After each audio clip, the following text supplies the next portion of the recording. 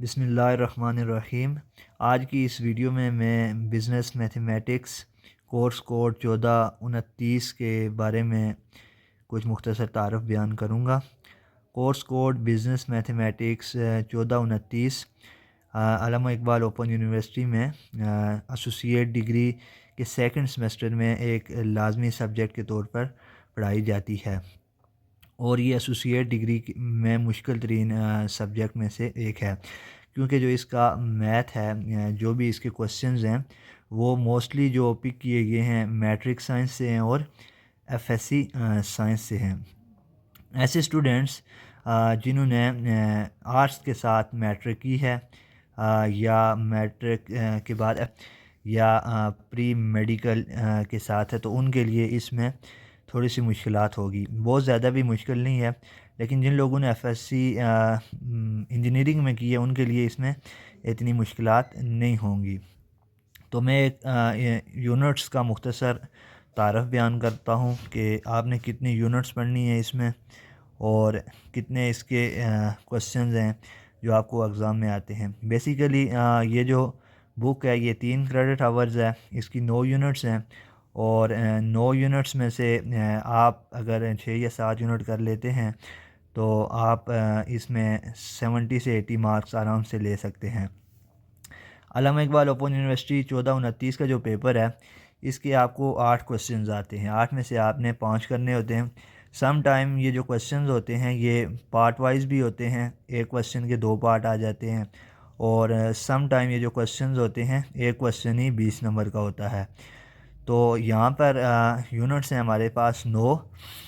पहली यूनिट्स हमारे पास आ गई है जी प्रोबेबिलिटी थ्योरी और दूसरी यूनिट्स हमारे पास है random variable.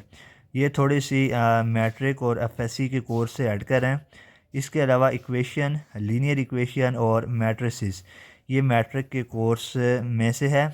Determinants and inverse of matrix ये भी मैट्रिक के कोर्स में ही है कि डिटर्मिनेंट्स कैसे निकाला जाता है, मैट्रिक्स का इन्वर्स कैसे निकाला जाता है। ये भी मैट्रिक में आप लोगों ने पढ़ा होगा अगर आपने साइंस के साथ मैट्रिक की है। डिफरेंशिएशन आ गया, पार्शियल डेरिवेटिव आ गया, इसके अलावा ऑप्टिमाइजेशन आ गया। ये जो 3 चैप्टर हैं ये आपके प्री इंजीनियरिंग एफएससी से लिए गए हैं। जब भी कोई किताब होती है उसका कोई भी चैप्टर स्टार्ट होता है तो उसको जो शुरू की एक्सरसाइज होती है वो आसान होती है। तो यहाँ पर बेसिकली जो भी आपको एक्सरसाइजेज दी गई हैं इसके क्वेश्चंस इजी हैं, इतने मुश्किल क्वेश्चंस नहीं हैं, सिर्फ थोड़ा सा फोकस करने की आपको ज़रूरत है। ये तो था यूनिट्स का एक मुख्तसर तारफ़। इसके अलावा मैंने यूनिट्स का ख़ुलासा भी नेक्स्ट आपको बताऊंगा कि कौन कौन से टॉपिक्स हैं जो आप यूनिट्स में पढ़ेंगे। तो देखते हैं अब नेक्स्ट के कौन से टॉपिक्स आ जाते हैं पहली यूनिट्स में। पहली यूनिट्स हमारे पास आ जाती है जी कौन सी, प्रोबेबिलिटी थ्योरी है जी। प्रोबेबिलिटी थ्योरी में हम पढ़ेंगे basic probability theory, independence and dependence events, mutually exclusive events और collectively exclusive events, basic of probability, relative frequency, rules of probability, independence events, marginal probability, joint probability, laws of probability. ये जो हैं ये matric और FSc के course से हट के हैं और अगर हम ये करेंगे तो इसमें हमें थोड़ा सा वक्त भी लगेगा। लिहाजा अगर आप पहले 2 चैप्टर्स को छोड़कर नेक्स्ट भी कर लेते हैं, आप 7 चैप्टर नेक्स्ट कर लेते हैं या 6 कर लेते हैं, तब भी आप आराम से पास हो जाएंगे। इसमें आपको इन 2 चैप्टर्स में आपको ज़्यादा मेहनत दरकार होगी बनिस्बत दीगर चैप्टर्स के। ये 2 चैप्टर बाकी 7 चैप्टर्स पर हावी हैं।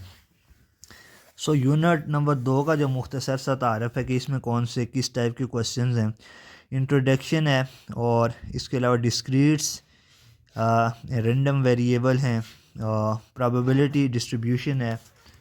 इसके अलावा हमारे पास आ जाती है यूनिट नंबर 3। यूनिट नंबर 3 आ जाता है जी, इसमें इक्वेशन के बारे में है। First degree equation in one variable, एक ही वेरिएबल इन्वॉल्व होगा मे बी एक्स है, वाई है, जो भी है, और उसकी डिग्री एक होगी। Second degree equation in one variable, variable एक ही होगा लेकिन उसकी डिग्री दो होगी, स्क्वायर होगी। Inequalities and their solution, inequalities होंगी, उनका हल करना होगा। इंटरवल नोटेशन होगा, एब्सोल्यूट वैल्यू होगी, रेक्टेंगुलर कोऑर्डिनेट सिस्टम होगा। ये वाले क्वेश्चन इजी हैं, ये इतने मुश्किल क्वेश्चन नहीं हैं।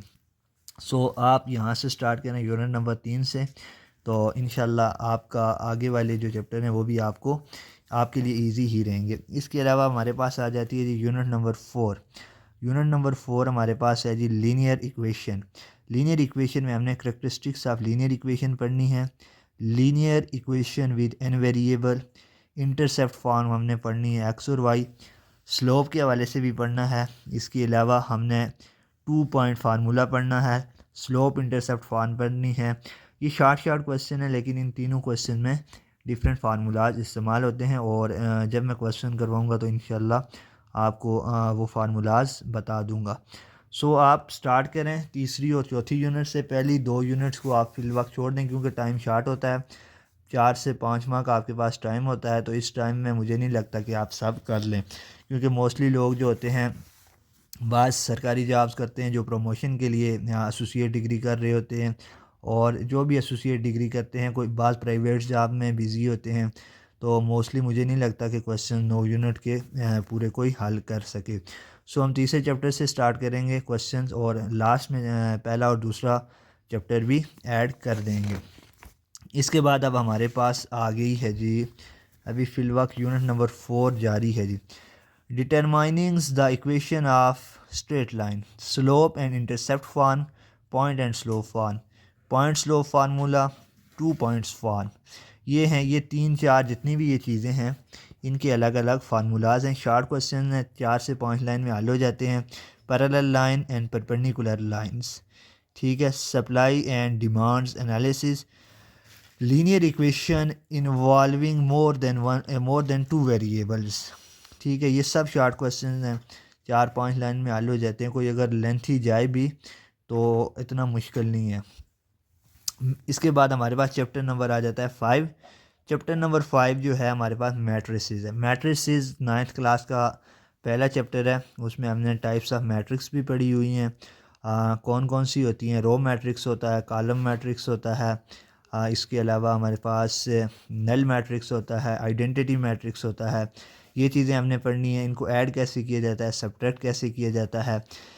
फिर इसके बाद ये मैट्रिक्स ऑपरेशन यही चीज़ है। Representation of an equation, equation को कैसे रिप्रेजेंट करते हैं। Representation of system of equation को हम कैसे रिप्रेजेंट करते हैं। ये हमारे पास यूनिट नंबर आ गई 5। अब हमारे पास मौजूद है जी यूनिट नंबर 6। यूनिट नंबर 6 में determinants and inverse of matrices. Determinants smart को कहते हैं। द डिटर्मिनेंट्स डिटर्मिनेंट्स मालूम करने हैं जी। द मेथड ऑफ को फैक्टर के ज़रिए भी मालूम करने हैं। प्रॉपर्टीज़ ऑफ डिटर्मिनेंट्स, डिटर्मिनेंट्स की कौन सी प्रॉपर्टीज़ हैं, और क्रैमर रूल और मैट्रिक्स रूल। ये थोड़े से लेंथी क्वेश्चन हैं लेकिन ये मैट्रिक में 9th क्लास में आप पहले चैप्टर में पढ़ चुके हैं। ये भी इतने मुश्किल क्वेश्चन नहीं हैं, थोड़े लेंथी हैं लेकिन मुश्किल नहीं है। इन्वर्स ऑफ मैट्रिसेस, मैट्रिक्स का इन्वर्स किस तरह करते हैं, और ये भी मुश्किल नहीं है। ये क्रैमर रूल और मैट्रिक्स रूल दोनों में अप्लाई होगा, तो फिर नेक्स्ट क्रैमर और मैट्रिक्स रूल प्रोसीड करेगा। सो इसके बाद हमारे पास आ जाता है यूनिट नंबर 7। यूनिट नंबर 7 जो है ये मोस्टली हमारी एफएससी से लिया गया है। इसमें डिफ्रेंसीशन है, किसी चीज़ को तोड़ना, डिफ्रेंशिएट करना। लिमिट्स के बारे में पढ़ेंगे, प्रॉपर्टीज़ ऑफ लिमिट्स के बारे में पढ़ेंगे, एवरेज रेट ऑफ चेंज के बारे में पढ़ेंगे, रूल्स ऑफ डिफ्रेंसीशन पढ़ेंगे, और हायर ऑर्डर डेरिवेटिव पढ़ेंगे, मैक्सिमा एंड मिनिमा के बारे में पढ़ेंगे। ये एफएससी मैथमेटिक्स का है। सो जिन लोगों ने इंजीनियरिंग में की है उनको तो कुछ थोड़ी बहुत समझ आ रही होगी, लेकिन जिन्होंने मेडिकल या आर्ट्स में की है उनके लिए ये चीज़ें नहीं हैं। तो इंशाल्लाह इतना मुश्किल नहीं हो जाएगा। जो 6 यूनिट्स भी कर ले, तीसरी, चौथी, 5वीं, 6ठी, 7वीं तक भी कर ले, 8वीं तक, तो वो पास हो जाएगा। यूनिट नंबर 8 हमारे पास आ गया, geometric representation of partial derivative. So अब हमने पार्शियल डेरिवेटिव निकालना है with respect to X. Partial del को कहते हैं, हम with respect to X partial derivative पहले निकालेंगे, फिर विद रिस्पेक्ट टू वाई निकालेंगे, maxima and minima of function of variables इनका निकालेंगे, और क्रिटिकल एंड सैडल पॉइंट्स कौन से होते हैं।